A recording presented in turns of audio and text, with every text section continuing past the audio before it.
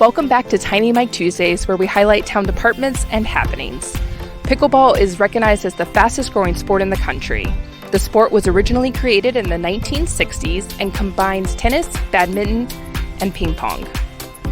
Today, it's one of the town's most popular recreation activities.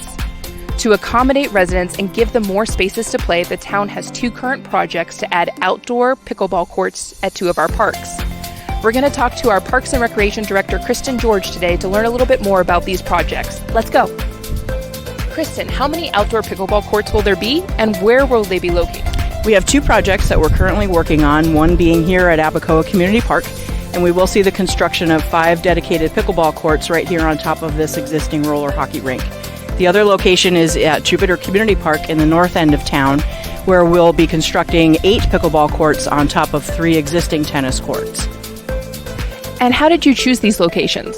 We wanted to put something that was on either end of town so that residents would have better accessibility to both locations.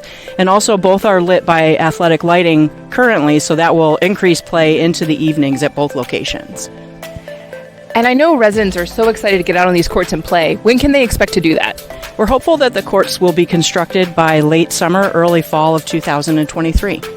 To learn more about this project as well as other recreation facility projects, visit jupiter.fl.us/recreation. And if you want to play pickleball today, check out our indoor courts located at Jupiter Community Center and learn about our current schedule online at jupiter.fl.us/pickleball. See you on the courts.